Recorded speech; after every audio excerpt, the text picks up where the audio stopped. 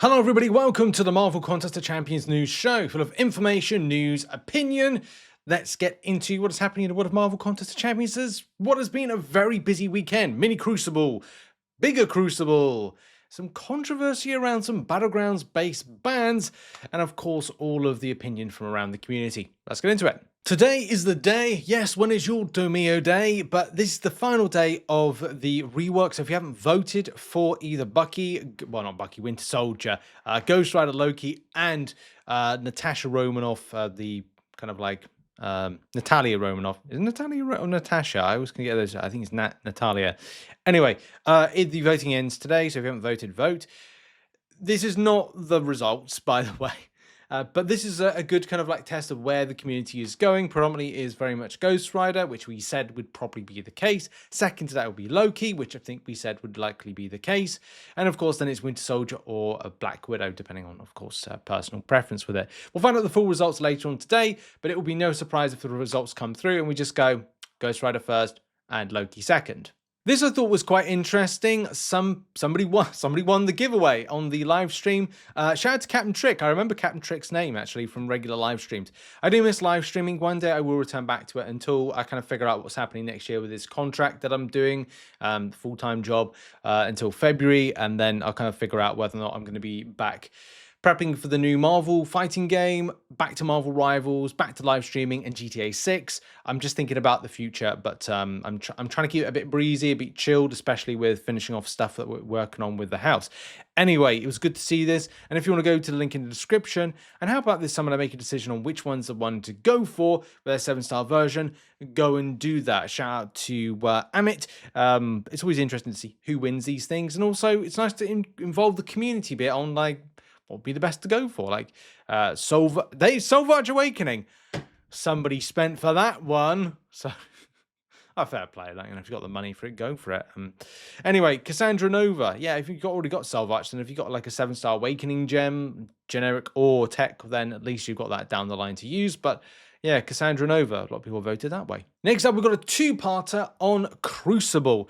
The big Crucible and the mini Crucible. Mainly because I don't know what is on offer from Kabam for this. But the interesting thing from this that came up is we didn't have the rewards information overnight. So this came out on Saturday morning. So the video I think I posted on Friday night was like, well, great, but like it's posted at 1:41 a.m. in the morning. And believe it or not, I like to do something called sleep, right? I think it's very important to get sleep in.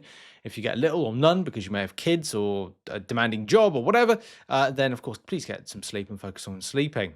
Anyway, don't sleep on the rewards because there's 2 Rebirth 7-star crystals, which is really important. If you don't know why it's important, if you're able to do it, get those champions, you're even able to get like lucky. Now, if you get a selector, you basically are selecting the awakened version, which could be important to you or not important.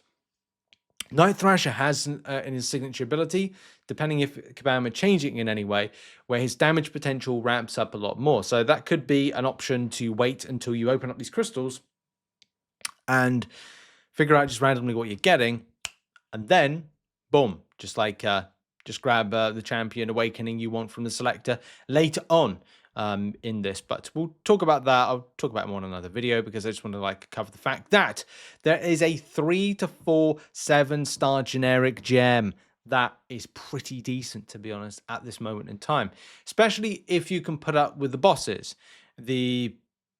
I honestly still can't remember, like, off the top of my head. It's so memorable, isn't it? Like, a lot of the Act 8 bosses.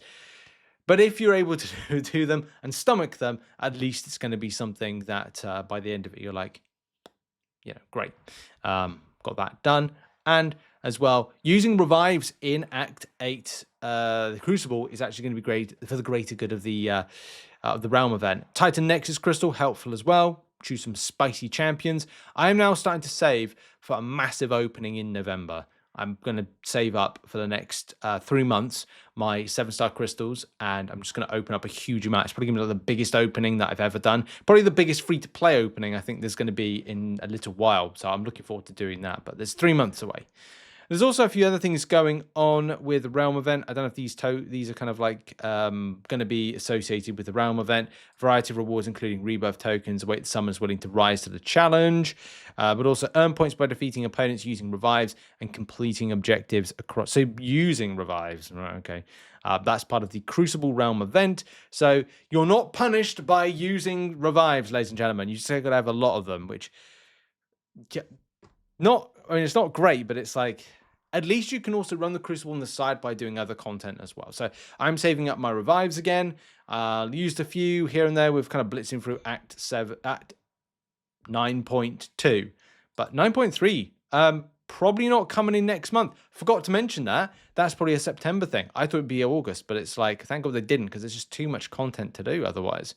Anyway, the mini Crucible is similar to that, except for it's like 2 stars and 3 stars. You're using prepare your 15 2-stars, some of the gifted max out champions, so you can do that. That's the side quest is doing a mini Crucible. And then you get some okay rewards. The Mysterium's there in a great amount. There's also tier 4 Alpha, 7-star Crystal Shards. There's 1, 2, 3, 4 chapters opening up on a weekly basis. The Mysterium does look like it's very much locked into it, whether or not... Oh, they've done it. They've finally done it.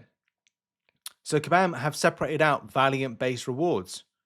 Well, there you go. There's a bit of a surprise here on the MCN today, if you didn't notice. Kabam have done Valiant level separation from Paragon.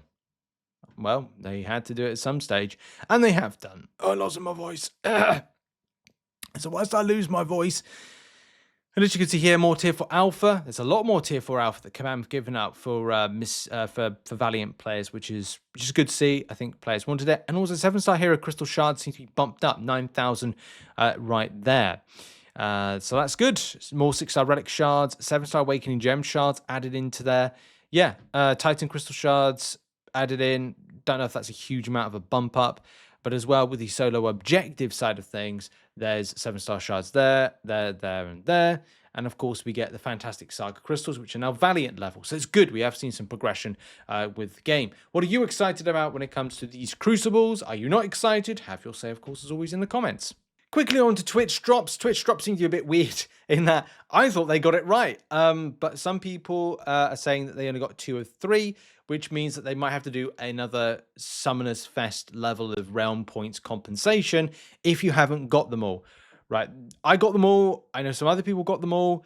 And whether or not you disconnected, reconnected, or just was standard connect. I didn't disconnect and reconnect, which Kabam did advise. My account seems to be fine. Like, I linked fine before, so I gave it a whirl and I had no issues. I got all my stuff.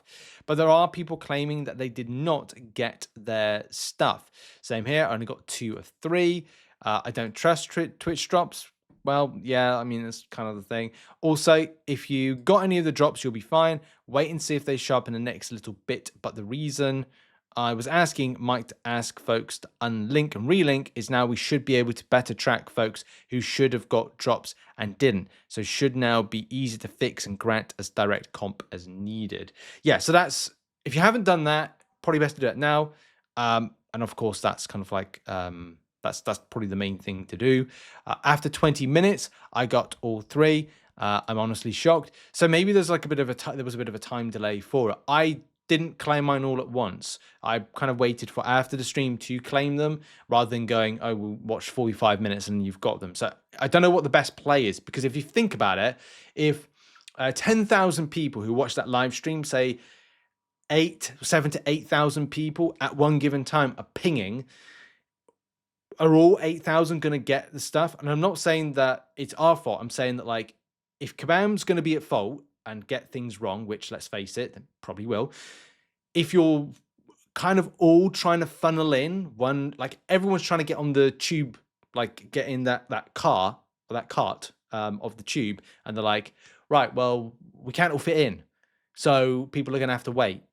And that's kind of the way that I always look at it. Like, just hang back a minute, like let's see what happens, and then go back in again. So yes, there's links here. I'll put it in the description if you do want to check out to kind of do the relinking if you want to as well. And of course, there are rebroadcastings, which I think have now concluded with it. And as of, let's see what other people are up to. Haven't got my Twitch drops, honestly, based on what Twitch is showing. Didn't get anything from previous streams from other based on the inventory. I think Twitch drops are dumb. Well, they're not really dumb. It's like it's kind of saying, oh, the video game industry is dumb because they decide to do Twitch drops. It's very popular. Same thing with like, I tell you what, if YouTube did some kind of feature like this, then that would be good. Is it better to do promo codes? Undoubtedly, right? And it may be something like that, but I think Kabam have always missed it. Like, we've always been behind with doing Twitch drops. Twitch drops should have been done about 8 years ago whenever Twitch drops started to be a thing, and kind of go with what other industry games are doing and trying to kind of like go into that the same way that League of Legends has done stuff, PUBG Mobile did stuff. Like, all of these games were more progressive with the community-based interaction, Twitch growth, and other stuff like that. But Kabam's always been playing catch up to this stuff because they've been hesitant or unwilling to kind of like invest that way. And maybe that's down to like Netmarble not being as brave, or Kabam kind of like just making it up as they go along with how they do these levels of new game interaction, giving out to the community, or some other thing. But they, I don't know whether or not they'll stop this. Anyway, have you got your Twitch drops? Put it in the comments, or go to this thread, which a link to is in the description. Enough is enough. Card RNG in the July Fantastic Force is a rigged scam. Not my words, this player right here. Of course, I seem a little bit kind of like angry about stuff. Like, it is what it is with this game mode. If you don't know what this game mode is, it's just like Kabam are bringing in these new types of side quests to roll out what is working. They could get a home run with a mini Crucible, and that will be the next type of like side quest game mode that they roll out. But they're just trying stuff out. I'm all for Kabam trying things out, but maybe it's all about trying to get a focus group together to kind of bounce ideas off. Not many games developers actually do that. And I know a lot of people will go, why don't you test it around the CCP? Well, they don't. They 9 times out of 10 will just go and do whatever they want to do. That's what games developers do. And they either get rapturous applause from the community, or they piss off the community. It's always going to be those two things, and it's never what you want it to be. Anyway, on the subject of this being kind of like it's a gambling type of like RNG based mode. Like, as long as you know that, like, yeah, there you go. Next, you're going to be saying casinos are rigged. Like, crystals that you opened up for the last 10 years. Yeah, you're not going to get a 7-star out of a Paragon crystal. Do you know what? In this crystal, I'm going to get a 7-star out of Paragon crystal. Yeah, because that happens all the time. But it is frustrating. I think a lot of us get it. Anyway, Command Crash did respond back to this thread and said, it's not rigged. Your success in the mode is relative to other players. Why would we rig it for you to score less points? If you're having trouble hitting 10k every week, you definitely need to work on your strategy. Hold similar colors and open-ended straights, and you'll hit 10k very quickly. So there's a little bit of a spicy subject going around about a particular interaction around a modder in Battlegrounds. As you know, Battleground Brawl it's kind of like, oh, people are trying to get as high as possible to kind of like get to Canada. Now, if you already live in Canada and highly competitive, it's a small journey for you. However, when it comes to fighting in Battlegrounds and getting people banned because they might be modding in certain rounds, then there's been some questions. So in the last few days, there was a situation where someone faced off against another person, without kind of like obviously naming names, but you can see exactly the interactions. And then all of a sudden, this person went from being there was some questionable stuff going on. We don't know exactly, but definitely some questionable things around why this player suddenly went from Celestial all the way down to Uru and was theoretically either banned or something else happened.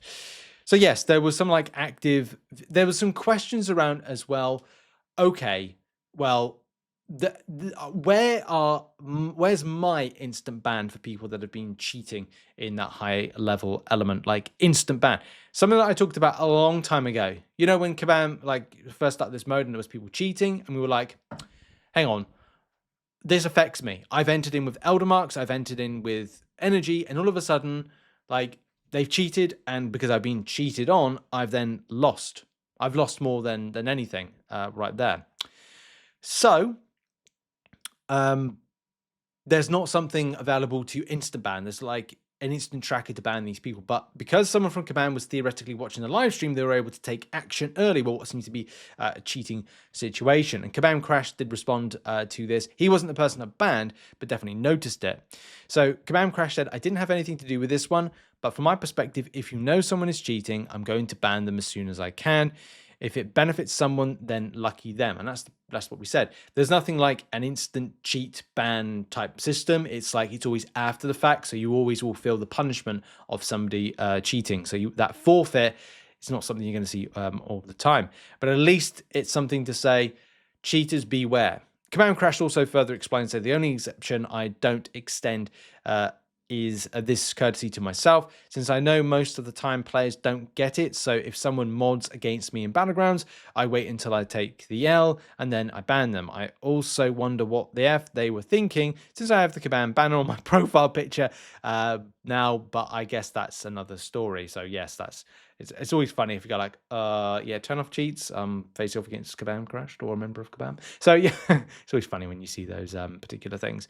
Yeah, so there was some question around the bans, and yeah, if you're looking for like stuff with like, if the controversy, I don't think it's necessarily a controversy with it. It's just something where, you know, I'd love to see that exchanged to other players, but the systems in place are not this kind of cheating, instant ban, and it's done to then benefit the player that of course we see in this scenario, which is of course on the left hand side. Anyway, what are your thoughts on some of the topics raised in the show today? Thank you very much for watching. Check out some other content located on screen and have a lovely day, and I'll see you in the next one. Bye bye.